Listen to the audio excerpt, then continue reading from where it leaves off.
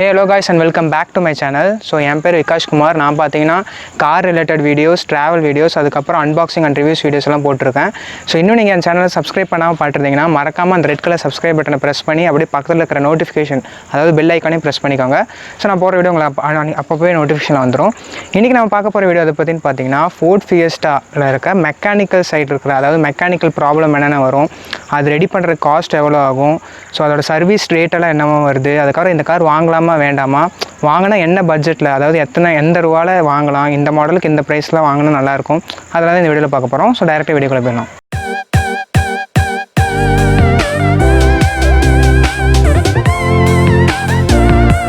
Guys, ஃபஸ்ட்டெல்லாம் பார்த்தீங்கன்னா நம்ம ஒரு ஃபோர்டோட கார் ஒன்று வாங்கணும்னா பட்ஜெட் வைஸ் ரொம்பவே காஸ்ட்லியாக இருந்துச்சு. ஸோ அதுக்குனால தான் ஃபோர்ட் என்ன பண்ணிட்டாங்கன்னா நமக்கு ஃபோர்ட் பிராண்ட்லேருந்து ஃபியஸ்டா, அதுக்கப்புறம் ஃபோர்ட் ஃபிகோன்ட்டு 2 பிராண்ட் இறக்குனாங்க.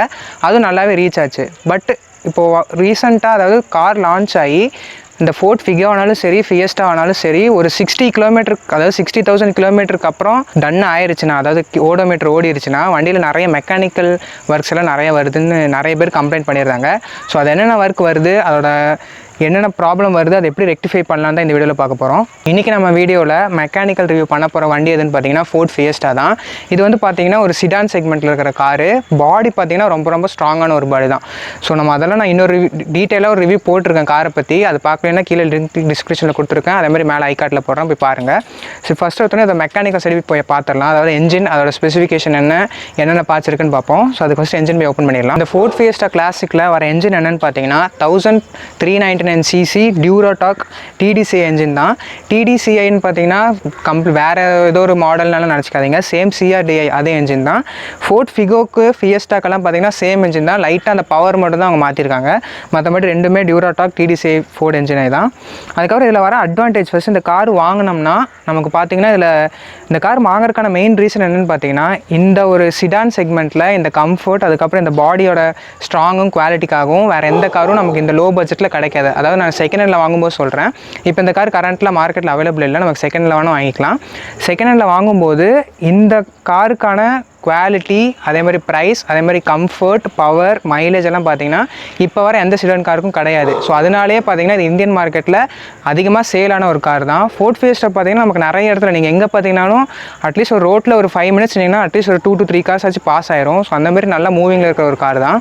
நெக்ஸ்ட்டு இந்த காரோட அட்வான்டேஜ், அதாவது நமக்கு ரொம்ப குவாலிட்டியான இருக்கிற திங்ஸ் எதுன்னு சொல்லிடுறேன். ஸோ இதில் பார்த்தீங்கன்னா நமக்கு கம்ஃபர்ட் வைஸ் பார்த்தீங்கன்னா மற்ற சிடான் காரை கம்பேர் பண்ணும்போது நமக்கு இந்த காரில் கம்ஃபர்ட் வைஸ் ரொம்பவே கம்ஃபர்ட்டாக இருக்கும். அதுக்கப்புறம் பார்த்தீங்கன்னா பவர் பார்த்தீங்கன்னா 1400 cc கொடுத்துருக்காங்க. ஸோ மற்ற சிடானை கம்பேர் பண்ணும்போது நமக்கு பவர் வைஸும் நல்லாயிருக்கும். மைலேஜும் பார்த்தீங்கன்னா நமக்கு டீசல் வேரியண்ட்டில் 20 to 20 கிலோமீட்டர் பர் லிட்டர் நமக்கு கிடைக்கிது. அதுக்கப்புறம் இதோட சஸ்பென்ஷன் வைஸ் பார்த்தீங்கன்னா, அதாவது மெக்கானிக்கல் சைடில் இதோட சஸ்பென்ஷன், பிரேக், அதுக்கப்புறம் ஸ்டேரிங் பாக்ஸ் பார்த்தீங்கன்னா ரொம்ப நல்ல குவாலிட்டியில் தான் கொடுத்துருக்காங்க. ஸோ அவ்வளோ சீக்கிரம் நமக்கு சஸ்பென்ஷன், பிரேக்கு, ஸ்டேரிங் பாக்ஸ் எல்லாம் வேலையே வராது. அரௌண்ட் ஒரு 1 lakh கிலோமீட்டருக்கு அப்புறம் அதை நம்ம ப்ராப்பராக சர்வீஸ் பண்ணோம்னா நமக்கு எந்த பிரச்சனையும் கிடையாது. இல்லாட்டி தான் நமக்கு அதுக்கு செலவு வைக்கும். இந்த வண்டியில் வர மெக்கானிக்கல் ப்ராப்ளம்னு என்னென்னு பார்த்தீங்கன்னா, அதாவது மெயினாக 4 மெயின் ப்ராப்ளம் தான் வரும். ஸோ அது என்னென்னு பார்த்தீங்கன்னா நமக்கு டர்போ வீக் ஆகுது, ஆயில் லீக்கேஜ், அதுக்கப்புறம் டைமிங் பெல்ட் ரீப்ளேஸ்மெண்ட், அதுக்கப்புறம் மெயினாக பார்த்தீங்கன்னா இன்ஜெக்டர் தான். இந்த வண்டியெல்லாம் பார்த்தீங்கன்னா ஃபோர்ட் ஃபியஸ்டா எடுத்துட்டிங்கன்னா ஃபோர்ட் ஃபியஸ்டா, ஃபோர்ட் ஃபிகோ அந்த வண்டி, அதாவது 2006 2012 மாடல் வரைக்கும் பார்த்தீங்கன்னா 60,000 to 80,000 கிலோமீட்டர் வண்டி கவர் ஆயிடுச்சுனாலே நமக்கு இன்ஜெக்டரில் ப்ராப்ளம் வந்துடும், ஆயில் லீக்கேஜும் ஆயிரும். அதே ப்ராப்பராக சர்வீஸ் பண்ணிட்டு நம்ம வச்சுருந்தோம்னா நமக்கு அந்த ப்ராப்ளம் எதுவுமே வராது. இப்போ உங்களுக்கு இன்ஜெக்டர் எங்கே இருக்குன்னு காட்டுறேன். ஸோ பார்த்தீங்கன்னா இங்கே ஒரு ஆங்கிள், இப்படி ஒரு பைப்பாட்ட போகுது. இதுதான் பார்த்தீங்கன்னா காரோட டர்போ. ஸோ இதை எப்படி க்ளீன் பண்ணுறதுன்னு நான் சொல்கிறேன்.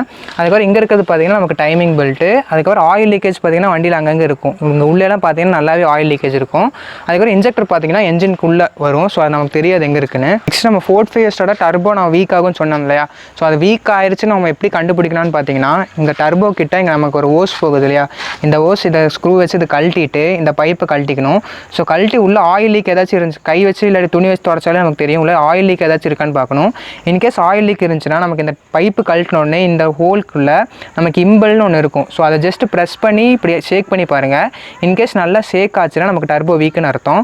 இல்லை கரெக்ட் ஃபிட்டிங்கில் தான் இருக்குது, ஷேக் எதுவுமே இல்லாட்டி நமக்கு டர்போவில் எந்த பிரச்சனையும் இல்லைன்னு நம்ம வச்சுக்கலாம். இன்கேஸ் நமக்கு இந்த டர்போ வீக்காக இருக்குன்னு உங்களுக்கு தெரிஞ்சதுன்னா நீங்கள் உடனே சர்வீஸ் பண்ணுறது நல்லது. இன்கேஸ் நீங்கள் டர்போ வீக்காயும் நீங்கள் வண்டியை ரன் பண்ணிட்டுருக்கீங்க, இல்லை சர்வீஸ் பண்ணல அப்படின்னு நீங்கள் ஒரு சிச்சுவேஷன் வந்துச்சுன்னா நமக்கு டர்போவிலேருந்து டேக் பிளேஸ் ஆகிற ஆயில், அதாவது இந்த பைப்லலாம் ஆயில் இருக்குன்னு சொன்னேன் இல்லையா, அந்த ஆயில் வந்து என்ஜினில் இருக்கிற இன்லெட் வால்வுக்கு போயிடும். ஸோ இன்லெட் வால்வில் போகிறனால என்ன ஆகும்னா அந்த என்ஜினில் இருக்கிற டிப்பும் எட்ஜும் அந்த சைடெல்லாம் பார்த்தீங்கன்னா ஆயில் டெபாசிட் ஆயிரும். ஸோ அதனால நம்ம திரும்பி அந்த டெபாசிட் ஆன ஆயிலை வச்சு நம்ம கார் ரன் பண்ணிட்டுருக்கறனால அங்கே ஃபயர் டேக் பிளேஸ் ஆகி, அதாவது கார்பன் வந்து எரிய ஆரம்பிச்சிடும். அதனால் நமக்கு என்ஜினில் இருக்கிற வேலை, அதாவது என்ஜின் வேலை நிறைய வரக்கான வாய்ப்புகள் இருக்குது.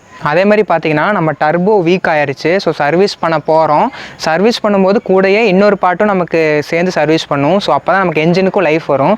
என்னென்னு பார்த்தீங்கன்னா ECR. ஸோ அந்த ECR எங்கே வருதுன்னு பார்த்தீங்கன்னா நமக்கு இந்த என்ஜின் இருக்குல்ல, அதுக்கு பேக் சைடு பார்த்தீங்கன்னா இங்கே ஒரு பைப் மாதிரி போகும். ஸோ இங்கே தான் பார்த்தீங்கன்னா ECR வரும். அது எதுக்குன்னு பார்த்தீங்கன்னா அங்கேயும் நமக்கு இந்த என்ஜின் வழியாக அங்கேயும் ஆயில் டெபாசிட்கான சான்சஸ் இருக்குது. ஸோ அங்கே நிறைய கார்பன் ஃபார்ம் ஆயிடுச்சுன்னா நமக்கு கண்டிப்பாக என்ஜினில் அதை விட அதிகமான பிரச்சனை வரக்கான சான்சஸ் இருக்குது. ஸோ அதனால் நம்ம டர்போ கழட்டி க்ளீன் பண்ணுற டைம்லேயே ECRையும் கழட்டி க்ளீன் பண்ணணும். அது எப்படி க்ளீன் பண்ணணும்னு பார்த்தீங்கன்னா அந்த ECR மட்டும் தனியாக கழட்டிக்கலாம்.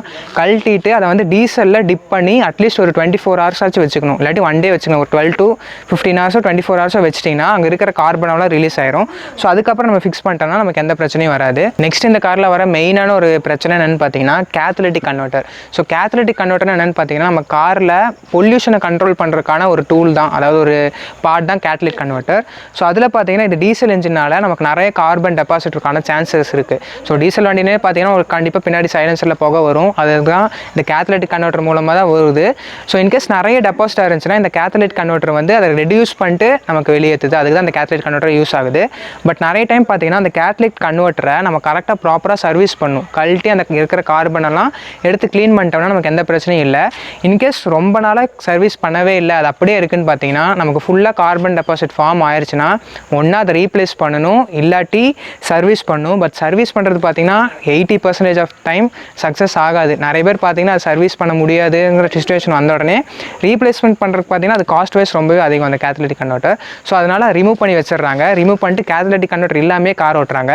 ஸோ அதனால் நமக்கு என்ஜினில் எந்த பிரச்சனையும் இல்லை. பட் நமக்கு கார்பன் டெபாசிட் இருக்கிறதுனால ஃபுல்லாக பின்னாடி போக, அதனால தான் பின்னாடி பார்த்தீங்கன்னா ஸ்மோக்கெல்லாம் ஓவராக வருது ஒரு காரில். ஸோ அது ரீப்ளேஸ்மெண்ட்டுன்னு பார்த்தீங்கன்னா நமக்கு இன்கேஸ் சர்வீஸ் பண்ணுற மாதிரி இருந்துச்சுன்னா நம்ம ஸ்டார்டிங் ஸ்டேஜ்லேயே அப்பப்போ சர்வீஸ் பண்ணி வச்சுருந்தோம்னா நமக்கு எந்த பிரச்சனையும் வராது. அதே யூஸ் பண்ணிக்கலாம். இன்கேஸ் ஒரு 80 to 90% ஃபுல்லாக அது ஃபார்ம் ஆயிடுச்சு, நீ சர்வீஸ் பண்ணாலும் நமக்கு அது சுத்தமாக பெனிஃபிட்டே இருக்காது. ஸோ ரீப்ளேஸ்மெண்ட் இல்லாட்டி கழட்டி போடுறதா இதோட ஒரு ஆப்ஷன். இந்த ஃபோர்ட் ஃபியஸ்டாவில் வர மெயின் ப்ராப்ளம் என்னென்னு பார்த்தீங்கன்னா நமக்கு இன்ஜெக்டர்ஸ் தான். ஸோ இன்ஜெக்டர்ஸ் பார்த்தீங்கன்னா நமக்கு அரௌண்ட் 80,000 கிலோமீட்டர்லேருந்தே, அதாவது ஒரு கார் பார்த்தீங்கன்னா 80,000 கிலோமீட்டர் டன்னு அதுக்கப்புறம் ஓடிட்டு இருந்துச்சுன்னா கன்ஃபார்ம் இன்ஜெக்டரில் பிரச்சனை வரும். கரெக்டாக நம்ம ப்ராப்பராக சர்வீஸ் பண்ணி ஓட்டிட்டு இருந்தோம்னா எப்படி பார்த்தீங்கன்னா 1 lakh இல்லாட்டி 1.5 lakhsக்குள்ளே கன்ஃபார்ம் இன்ஜெக்டர் பிரச்சனை வந்துடும். ஸோ அது பார்த்தீங்கன்னா இந்த ஃபோர்ட் ஃபியஸ்டாவில் பார்த்தீங்கன்னா ஒரு மெயின் ப்ராப்ளம் தான். ஸோ அதனால தான் பார்த்தீங்கன்னா 2006 2012 வர மாடல் எல்லாம் பார்த்தீங்கன்னா இன்ஜெக்டர் பிரச்சனை கன்ஃபார்ம் வந்துட்டே இருந்துச்சு. எந்த கார் எடுத்திங்கனாலும் நமக்கு இன்ஜெக்டர் பிரச்சனை இருந்துச்சு. அதுக்கப்புறம் தான் ஃபோர்டு வந்து 2013 கொண்டு வந்த ஃபியஸ்டாலெல்லாம் பார்த்தீங்கன்னா இன்ஜெக்டர் ப்ராப்ளம் ரெக்டிஃபை பண்ணியிருக்காங்க. இந்த கார் பார்த்தீங்கன்னா நமக்கு 4 cylinder. ஸோ அதனால் 4 இன்ஜெக்டர்ஸ் வரும். ஸோ 4 இன்ஜெக்டர் வரனாலே நமக்கு இது இன்கேஸ் இன்ஜெக்டரில் ஏதாச்சும் பிரச்சனை வந்துச்சுன்னா ஒன்றா 4மே ரீப்ளேஸ் பண்ணுற மாதிரி தான் இருக்கும். ஸோ நம்ம அரௌண்ட் ஒரு 1 lakh கிலோமீட்டர் ஓடும்போதே, அதாவது ஒரு 80,000 கிலோமீட்டர்லேருந்தே நம்ம ப்ராப்பராக வண்டியை சர்வீஸ் பண்ணி மெயின்டைன் பண்ணிட்டோம்னா நமக்கு எந்த பிரச்சனையும் இல்லை. இன்கேஸ் இன்ஜெக்டரில் பிரச்சனை வந்துருச்சுன்னா நம்ம 4மே ரீப்ளேஸ் பண்ணுறதா ஒரே ஆப்ஷன். பிகாஸ் சர்வீஸ் பண்ணி போட்டாலும் நமக்கு திரும்பி ஒரு 10,000 to 20,000 கிலோமீட்டரில் திரும்பி நமக்கு பிரச்சனை வந்துடும். ஸோ அதனால் ரீப்ளேஸ்மெண்ட் தான் ஒரே ஆப்ஷன். இன்கேஸ் ரீப்ளேஸ் பண்ணுற மாதிரி இருந்துச்சுன்னா நமக்கு ஒரு இன்ஜெக்டரே பார்த்தீங்கன்னா அரௌண்ட் 12 to 15,000 வரும். ஸோ 4 இன்ஜெக்டர் பார்த்தீங்கன்னா நமக்கு அரௌண்ட் 60,000 வரைக்கும், 50 to 60,000 வரைக்கும் காஸ்ட் ஆயிரும். ஸோ அதான் பார்த்தீங்கன்னா அதோட மெயின் ஒரு டிஸ்அட்வான்டேஜ். இன்கேஸ் இன்ஜெக்டர் வந்து நம்ம ஸ்டார்டிங்லேயே ரெக்டிஃபை பண்ணலான்ட்டு கண்டுபிடிச்சிட்டு ஒரு இன்ஜெக்டர் மட்டும் இன்கேஸ் நீங்கள் ஒரு இன்ஜெக்டராக மாற்றுற மாதிரி ஒரு ஆப்ஷனுக்கு போயிட்டீங்கன்னா, அதாவது ஸ்டார்டிங் ஸ்டேஜில் நான் சொல்கிறேன், இன்கேஸ் ஒரு இன்ஜெக்டர் ஃபெயிலியர் ஆகி மிச்சமூணு நல்லா இருக்கிற கண்டிஷனில் நீங்கள் பரவாயில்ல ஒரு இன்ஜெக்டர் தானே போயிருக்குன்ட்டு நீங்கள் திரும்பி கார் ரன் பண்ணிட்டே இருந்தீங்கன்னா அந்த இன்ஜெக்டரில் இருக்கிற ஆயில் வந்து அடுத்த இன்ஜெக்டருக்கும் எஃபெக்ட் ஆகி கண்டினியூஸாக எல்லா இன்ஜெக்டரும் போயிடும். ஸோ அதுக்கு பார்த்தீங்கன்னா ஃபஸ்ட்டு வந்த உடனே ஒரு இன்ஜெக்டராக இருந்தால் கூட அதை ஃபுல்லாக கம்ப்ளீட்டாக ரீப்ளேஸ் பண்ணுறது பெஸ்ட் ஆப்ஷன். இன்கேஸ் நீங்கள் இன்ஜெக்டர் ரிப்பேர் ஆனதுக்கப்புறம் அதை சர்வீஸ் பண்ணி போடுற ஆப்ஷனுக்கு போயிட்டிங்கன்னா உங்களுக்கு சர்வீஸ் காஸ்ட் பார்த்தீங்கன்னா அரௌண்ட் 6,000 to 7,000. அதாவது புது இன்ஜெக்டருக்கு பதிலாக இன்னொரு இன்ஜெக்டர், அதாவது அவங்க சர்வீஸ் பண்ணி வச்சிருந்த இன்ஜெக்டர், ஒரு இன்ஜெக்டராக பார்த்தீங்கன்னா உங்களுக்கு 6,000 to 7,000 வரும். புதுசு 12 to 15னா இந்த அதோட பாதி ரேட் வரும். ஸோ 4 இன்ஜெக்டர் பார்த்தீங்கன்னா அதே உங்களுக்கு 6 4 24 25 to 30,000 உங்களுக்கு காஸ்ட் ஆகும். பட் அது பார்த்தீங்கன்னா ரெக்கமெண்ட் கிடையாது. பிகாஸ் உங்களுக்கு திரும்பியும் கண்டிப்பாக இன்ஜெக்டரில் பிரச்சனை வரும். ஸோ அதனால் ஒரே ஆப்ஷன் உங்களுக்கு புது இன்ஜெக்டருக்கு போகிறது தான். நெக்ஸ்ட்டு கிளச்சுன்னு எடுத்துட்டிங்கன்னா ஃபோர்ட் ஃபியஸ்டா பொறுத்தவரைக்கும் பார்த்தீங்கன்னா கிளச்சு அவ்வளோ சீக்கிரம் கம்ப்ளைண்ட் எல்லாம் வராது. கம்ப்ளைண்ட் வரது ஒரே எப்போன்னு பார்த்தீங்கன்னா நமக்கு ஒன்றா ரேஷ் டிரைவிங் பண்ணால் தான் நமக்கு கம்ப்ளைண்ட் வரும். மற்றபடி கிளச்சில் அவ்வளோ சீக்கிரம் கம்ப்ளைண்ட் வராது. இன்கேஸ் கம்ப்ளைண்ட் வந்தாலும் நமக்கு ரீப்ளேஸ்மெண்ட் பார்த்தீங்கன்னா அரௌண்ட் 10,000 to 11,000 தான் காஸ்ட் ஆகும். நெக்ஸ்ட் இதோட கியர் பாக்ஸ் பற்றி பார்ப்போம். ஸோ கியர் பாக்ஸ் பார்த்தீங்கன்னா one of the best gear box in sedan செக்மெண்ட்னே சொல்லிக்கலாம். ஏன்னா கியர் பாக்ஸ் அவ்வளோ சூப்பராக இருக்குது, நமக்கு ஸ்மூத்தாகவும் இருக்கும், அதே மாதிரி லைஃபும் ரொம்ப நாள் வரும். இன்கேஸ் அதாவது இந்த காரை பொறுத்த வரைக்கும் கியர் பாக்ஸ் பிரச்சனை என்ன வரும்னு பார்த்தீங்கன்னா அதில் இருக்கிற செலக்டார்ஸ் மட்டும்தான் கல்டு வர மாதிரி இருக்கும். ஸோ அது பார்த்தீங்கன்னா பெருசாலாம் செலவாகாது, நம்மளே வேணால் வீட்லேயே ரெடி பண்ணிக்கலாம். கீழே 2 கிளிப் மாதிரி இருக்கும். ஸோ அதை ஜஸ்ட்டு கழட்டி கரெக்டாக அந்த கிளிப்புக்குள்ளே ஃபிக்ஸ் பண்ணால் போதும். அது மட்டும் தான் ஒரு பிரச்சனை வருது. நெக்ஸ்ட்டு ஸ்டேரிங் பார்த்தீங்கன்னா இது வந்து ஹைட்ராலிக் ஸ்டேரிங் தான், எலக்ட்ரிக் ஸ்டேரிங் கிடையாது. ஸோ பவர் ஸ்டேரிங் பார்த்தீங்கன்னா நமக்கு ஹைட்ராலிக் கொடுத்துருக்கனால நல்லாவே ஸ்மூத்தாக இருக்குது. ஸோ அதுலேயும் அவ்வளோ சீக்கிரம் எந்த பிரச்சனையும் வராது. அதே மாதிரி இன்கேஸ் ஸ்டேரிங் பாக்ஸ், அதாவது நமக்கு ஹைட்ராலிக் ஸ்டேரிங் பாக்ஸ் ஏதாச்சும் கம்ப்ளைண்ட் ஆச்சுன்னா நமக்கு அதை ரீப்ளேஸ் பண்ணுறது கொஞ்சம் கஷ்டம் தான். ஏன்னா அந்த ஸ்டேரிங் பாக்ஸோட கிட்டு இப்போ கொஞ்சம் மார்க்கெட்டில் கிடைக்கிறது கஷ்டம், பட் கிடைக்கும், ஃபஸ்ட் கொஞ்சம் டைம் ஆகும். நெக்ஸ்ட் இதோட சஸ்பென்ஷன் வைஸ் ஆல்ரெடி சொன்ன மாதிரி சூப்பரான சஸ்பென்ஷன் தான். நமக்கு சஸ்பென்ஷன்லாம் பார்த்தீங்கன்னா கரெக்டாக ப்ராப்பராக காரை சர்வீஸ் பண்ணி மெயின்டைன் பண்ணி ரேஷ் டிரைவிங் இல்லாமல் கரெக்டாக மெயின்டைன் பண்ணோம்னா நமக்கு சஸ்பென்ஷன் லைஃப் லாங் வரும், எந்த ஒரு பிரச்சனையுமே வராது. அதேமாதிரி பாடி பார்த்தீங்கன்னா ஃபோர்ட் ஃபியஸ்டாவோட செம ஸ்ட்ராங்கான பாடி. ஸோ காரே மொத்தத்தில் பார்த்தீங்கன்னா ஒரு சூப்பர் கார் தான். நம்ம கரெக்டாக மெயின்டைன் பண்ணி service up to date service பண்ணி வச்சிருந்தா நமக்கு எந்த பிரச்சனையும் வராது. நெக்ஸ்ட் காரோட பிரேக்ஸை பற்றி பார்ப்போம். ஸோ பிரேக்ஸ் பார்த்தீங்கன்னா நமக்கு ஃப்ரண்ட்டில் ரெண்டுலுமே வென்டிலேட்டர் டிஸ்க் பிரேக்ஸ் கொடுத்துருக்காங்க, பின்னாடி ட்ரம் பிரேக் கொடுத்துருக்காங்க. ஸோ பிரேக் வைஸும் இந்த காரு சூப்பராக இருக்குது, எங்கே அப்ளை பண்ணாலும் சடனாக நின்றும், எந்த பிரச்சனையும் இல்லை. நமக்கு ரீப்ளேஸ்மெண்ட்டுன்னு வர்றது பிரேக் பேட்ஸ் மட்டும்தான், மற்றபடி நமக்கு அந்த ஆயிலோ அது இதோ எந்த ஒரு பிரேக் டவுனும் எதுவுமே ஆகாது. மற்றபடி பிரேக்ஸ் ரொம்ப குவாலிட்டியாக தான் கொடுத்துருக்காங்க. நெக்ஸ்ட் பர்ஃபார்மன்ஸ் வைஸ் பார்த்தீங்கன்னா இந்த காரோட 1500 to 2000 RPMல பர்ஃபார்மன்ஸ் வேறு லெவலில் இருக்கும். அதாவது நம்ம இன்கேஸ் ஒரு ஃபஸ்ட் கியர் போட்டு போகிறோம், செகண்ட் கியர் தேர்ட் கியர்லாம் பார்த்தீங்கன்னா பர்ஃபார்மன்ஸ் செமையாக இருக்கும், நமக்கு டக்குன்னு 0 to 100 ரீச் பண்ணிடலாம். அதுக்கப்புறம் ஒரு மெயினான ஒரு டிஸ்அட்வான்டேஜ் என்னன்னு பார்த்தீங்கன்னா இந்த ஃபோர்ட் ஃபியஸ்டாவோட வீல் பேரிங்ஸ் தான். ஸோ வீல் பேரிங்ஸ் பார்த்தீங்கன்னா சீக்கிரமாகவே நமக்கு டேமேஜ் ஆகி கேபின்குள்ளே, அதாவது ட்ரைவ் பண்ணும்போது கேபின்குள்ளே ஒரு சவுண்டு வர மாதிரி இருக்கும். ஸோ அதனால் வீல் பேரிங் மட்டும் நம்ம எப்போ, அதாவது ஃபார் எக்ஸாம்பிள் மெயின்டெனன்ஸ் பொறுத்து தான். இன்கேஸ் ரேஷ் டிரைவிங்காக இருந்தால் நம்ம அடிக்கடிக்கு வீல் பேரிங் சேஞ்ச் பண்ணுற மாதிரி இருக்கும், இல்லாட்டி நமக்கு லைஃப் லாங் வரும். ஸோ எனக்கு தெரிஞ்ச வரைக்கும் மெக்கானிக்கல் சைடு எல்லாம் எக்ஸ்பிளைன் பண்ணிட்டு நினைக்கிறேன். ஸோ இன்கேஸ் நீங்கள் ஃபோர்ட் ஃபியஸ்டா வாங்குற மாதிரி இருந்துச்சுன்னா தாராளமாக வாங்கலாம் என்னை பொறுத்த வரைக்கும். பிகாஸ் வண்டி பார்த்திங்கன்னா ஓவராலாக செமையாக இருக்கும், நமக்கு லக்ஸுரி, கம்ஃபர்ட், மைலேஜ், பவர் எல்லாமே பார்த்திங்கன்னா இந்த ஃபோர்ட் ஃபியஸ்டாவில் இருக்குது. அதுக்கப்புறம் முக்கியமான ஒரு ரீசன் என்னென்னு பார்த்தீங்கன்னா ப்ரைஸ் தான். ஸோ ப்ரைஸ் பார்த்திங்கன்னா நமக்கு இப்போ வர சிடான் காரை கம்பேர் பண்ணும்போது ரொம்பவே சீப்பான ரேட்டில் தான் கிடைக்கும். ஸோ இப்போ பார்த்திங்கன்னா புதுசு வரதில்லை, பட் செகண்ட்ஸுக்கு நீங்கள் போயிட்டீங்கனாலும் என்னோட ரெக்கமெண்ட் பார்த்தீங்கன்னா 2013 அப்புறம் வர மாடல் எடுத்திங்கன்னா பெட்டராக இருக்கும். பிகாஸ் 2006 to 12 பார்த்தீங்கன்னா இன்ஜெக்டர் ப்ராப்ளம் இருக்குது ஃபோர்ட் ஃபிகோ, ஃபியஸ்டா ரெண்டுத்துக்குமே தான். ஸோ 2013 அப்புறம் வந்த மாடல்ஸ் எல்லாம் பார்த்தீங்கன்னா அவங்க இந்த இன்ஜெக்டர் பிரச்சனை ரெக்டிஃபை பண்ணியிருக்காங்க. ஸோ அவ்வளோ சீக்கிரம் வண்டியில் பிரச்சனை வரது கிடையாது. ஸோ அதனால் 2013 அப்புறம் வர ஃபோர்ட் ஃபியஸ்டா நீங்கள் தாராளமாக எடுத்துக்கலாம். அதுக்கப்புறம் இன்கேஸ் உங்களுக்கு 2013 அப்புறம் போகிற மாடல் பார்த்தீங்கன்னா கொஞ்சம் பட்ஜெட் வைஸ் கொஞ்சம் அதிகமாக வருதுன்னு பார்த்தீங்கன்னாலும் 2012 மாடலும் எடுத்துக்கலாம். பட் எடுக்கும்போது ஒரு நல்ல மெக்கானிக்கை கூட்டிகிட்டு போய் எடுத்துக்கோங்க. அதே மாதிரி பார்த்தீங்கன்னா கிலோமீட்டர் வைஸ் பார்த்தீங்கன்னா இப்போ வர காரில் அரௌண்ட் 1 lakh அப்புறம் தான் கொடுக்குறாங்க. பிகாஸ் அது வரைக்கும் வண்டி நல்லா இருக்குது, அதுக்கப்புறம் தான் வண்டியில் பிரச்சனையே வருது. ஸோ 1 lakh அதாவது ஒரு 60,000 70,000 கிலோமீட்டர் ஓடி இருக்கிற கார் எடுத்திங்கன்னா அப்போ தான் இந்த காரில் இந்த பிரச்சனைலாம் வர ஸ்டார்ட் ஆகும். ஸோ அந்த வண்டியை எடுத்துகிட்டு, அதாவது ஒரு நல்ல மெக்கானிக்கை வச்சுட்டு வண்டி எடுத்ததுக்கப்புறம் நீங்கள் அப்புறம் ப்ராப்பராக சர்வீஸ் பண்ணிங்கன்னா நமக்கு வண்டியில் எந்த ஒரு கம்ப்ளைண்ட்டும் வராது.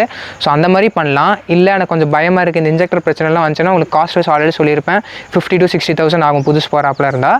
இன்கேஸ் சர்வீஸ் பண்ணி செகண்ட் ஹேண்டில் ஏதாச்சும் போய் எடுத்திங்கன்னா அப்பவும் 30,000 to 40,000 ஆகும். ஸோ அதனால் உங்களுக்கு அந்த ஒரு பிரச்சனை இருந்துச்சுன்னா 2013 அப்புறம் எடுத்திங்கன்னா உங்களுக்கு அந்த பிரச்சனை அவ்வளோ சீக்கிரம் வரதில்லை இப்போ வர 2013 அப்புறம் அந்த கார்ஸ்லாம். நெக்ஸ்ட்டு இந்த ஃபோர்ட் ஃபியஸ்டாவோட ப்ரைஸ் வைஸ் வருவோம். ஸோ இன்கேஸ் நீங்கள் செகண்ட் ஹேண்டில் வாங்குற மாதிரி இருந்துச்சுன்னா 2006, 7, 8 அந்த மாடல்ஸ் எல்லாம் பார்த்தீங்கன்னா 1 lakh 5 கிலோமீட்டருக்கு கம்மியாக ஓடி இருக்காது. ஸோ இன்கேஸ் நீங்கள் கம்மியான 30,000 40,000 தான் ஓடி இருக்குன்னு சொன்னீங்கன்னா மெக்கானிக் வச்சு செக் பண்ணிக்கோங்க, ஏன்னா அவங்க ஓடோமீட்டரில் ஏதாச்சும் சேஞ்ச் பண்ணியிருக்கலாம். ஸோ அந்த மாதிரி 2006, 7, 8 மாடல்லாம் பார்த்தீங்கன்னா உங்களுக்கு 1.5 lakhsலேருந்து 2.25 lakhs அதுக்குள்ளேயே உங்களுக்கு நல்ல ஒரு கார் கிடைக்கும். பட் வாங்கும்போது மெக்கானிக் வச்சு வாங்கிக்கோங்க. அதே 2010, 11, 12 போயிட்டிங்கன்னா உங்களுக்கு ஒரு 2.25 lakhsலேருந்து 2.75 இல்லை நல்ல கார் கம்மியான கிலோமீட்டர் ஓடி இருக்குது சிங்கிள் ஓனரெலாம் இருந்துச்சுன்னா உங்களுக்கு 3 lakh 3.5 lakhs வரைக்கும் உங்களுக்கு வரும் 2012 உள்ளே இருக்கிற மாடல். அதே 12க்கு அப்புறம் 13, 14, 15 மாடல், அதாவது அந்த இன்ஜெக்டர் பிரச்சனை வராத மாடல்லாம் போட்டிங்கன்னா உங்களுக்கு 3.5லேருந்து 4 lakhs வரைக்கும் வரும். ஸோ வாங்குறது அதேனா நல்ல ஒரு மெக்கானிக்காக கூட்டிகிட்டு போய் கார் ஃபுல் கண்டிஷனாக இருந்தால் மட்டும் வாங்குங்க. அதேமாதிரி service history, car company service ஹிஸ்ட்ரியான்னு மட்டும் செக் பண்ணிக்கோங்க. இன்கேஸ் ஹிஸ்ட்ரியாக இருக்குது, சிங்கிள் ஓனர், கிலோமீட்டர் கம்மியாக இருக்குது, எல்லாமே ப்ராப்பராக இருக்குன்னா நீங்கள் தாராளமாக இந்த வண்டி எடுத்துக்கலாம். அதே கிலோமீட்டர் ஓடி இருக்குது, எனக்கு கொஞ்சம் டவுட்டாக இருக்குன்னா மெக்கானிக் வச்சு பார்க்குறது என்னோடய ரிக்வெஸ்ட். ஸோ அவ்வளோதான். ஸோ இப்போ வந்து நான் இந்த ஃபோர்ட் ஃபியஸ்டா எப்போ வாங்கினேன், இதில் எனக்கு என்னென்ன பிரச்சனை வந்திருக்கு நான் இப்போ உங்களுக்கு எக்ஸ்பிளைன் பண்ணுறேன். ஸோ இது பார்த்தீங்கன்னா நான் அரௌண்டு 2.5 இயர்ஸுக்கு மேலே ஆயிடுச்சு நான் வாங்கும்போது பார்த்தீங்கன்னா இது பார்த்தீங்கன்னா TN37 கோயம்புத்தூர் நம்பர் தான், சிங்கிள் ஓனர். நான் வாங்கும்போது கிலோமீட்டர் பார்த்தீங்கன்னா 47,000 தான் ஓடி இருந்துச்சு, கம்பெனி சர்வீஸ் ரெக்கார்டோட இருந்துச்சு வண்டி. ஸோ நான் வாங்கி 2.5 இயர்ஸுக்கு முன்னாடி வாங்கினது. ஸோ வாங்கி இப்போ பார்த்தீங்கன்னா அரௌண்ட் 1,03,000, ஒரு 50,000 கிலோமீட்டர் நான் ஓட்டியிருக்கேன். ஸோ இப்போ வரைக்கும் பார்த்தீங்கன்னா எனக்கு பிரச்சனைன்னு வந்தது பார்த்தீங்கன்னா சஸ்பென்ஷனில் பிரச்சனை வந்திருக்கு, அதேமாதிரி வீல் பேரிங்கில் பிரச்சனை வந்திருக்கு, அதுக்கப்புறம் ஏசி கூலிங். இந்த 3 பிரச்சனை தான் எனக்கு இப்போதைக்கு இந்த வண்டியில் வந்தது. ஸோ சஸ்பென்ஷன் இந்த 3 பிரச்சனையுமே பார்த்தீங்கன்னா ஒரு 6 monthsக்கு முன்னாடி, அதாவது கிலோமீட்டரில் ஒரு 92,000 அந்த ரேஞ்ச் வரும்போது எனக்கு இந்த 3 பிரச்சனையுமே வந்துச்சு. சஸ்பென்ஷன் பார்த்தீங்கன்னா லெஃப்ட் சஸ்பென்ஷன் 2 சஸ்பென்ஷனுமே போயிருந்துச்சு. அதேமாதிரி சஸ்பென்ஷன் அந்த பால் பேரிங் கம்ப்ளீட்டாக சஸ்பென்ஷன் செட்டு ஃபுல்லாகவே மாற்றிருக்கேன். அதேமாதிரி ரைட் சைடு இருக்கிற வீல் பேரிங் மட்டும் மாற்றிருக்கு. லெஃப்ட் சைடு நல்லா இருந்துச்சு, ரைட் சைடு இருக்கிற வீல் பேரிங் மாற்றினேன். ஸோ அதுக்கு காஸ்ட் பார்த்தீங்கன்னா அரௌண்ட் 19,500 அந்த ரேஞ்ச் வந்துச்சு, including labour. So suspension wheel bearing மட்டும் நமக்கு ஒரு 20,000 கிட்ட வந்துடுச்சு. அதுக்கப்புறம் பார்த்தீங்கன்னா AC cooling. So AC cooling பார்த்தீங்கன்னா கூலிங் கேஸ் மட்டும் தான் கம்மியாக இருந்துச்சு. ஸோ அது ஃபில் பண்ணிட்டேன். அது பார்த்தீங்கன்னா 1,500, 2,000 கூட தான் சார்ஜ் பண்ணுவாங்க. ஸோ இதுதான் நான் வாங்கினதுக்கப்புறம் இப்போதைக்கு என் காரில் வந்த பிரச்சனை. இனி இன்ஜெக்டர் பிரச்சனைலாம் வருமா என்னன்னு தெரில, ப்ராப்பராக சர்வீஸ் பண்ணி வச்சுட்ருக்கேன். ஓகே காய்ஸ், இந்த வீடியோ இதோட முடிச்சுக்கிறேன். எனக்கு தெரிஞ்ச வரைக்கும் இந்த காரில் என்னென்ன பிரச்சனை வரும், அதோட காஸ்ட் எவ்வளோ ஆகும், எனக்கு என்னென்ன பிரச்சனை வந்துச்சு எல்லாத்தையும் டீட்டெயில் எக்ஸ்பிளைன் பண்ணிட்டு நினைக்கிறேன். இன்கேஸ் உங்களுக்கு ஏதாச்சும் ஒரு கமெண்ட் இல்லாட்டி ஏதாச்சும் டவுட் இருந்துச்சுன்னா கீழே கமெண்ட் பாக்ஸில் மென்ஷன் பண்ணுங்கள், கண்டிப்பாக நான் ரிப்ளை பண்ணுறேன். இன்னும் சேனலை சப்ஸ்கிரைப் பண்ணாமல் பார்த்துருந்தீங்க, மறக்காமல் சப்ஸ்கிரைப் பண்ணி அப்படியே பெல் பட்டன் ஆயிக்கோங்க. ஸோ நான் போடுற வீடியோஸ் உங்களுக்கு நோட்டிஃபிகேஷன் வந்துடும். பாய்.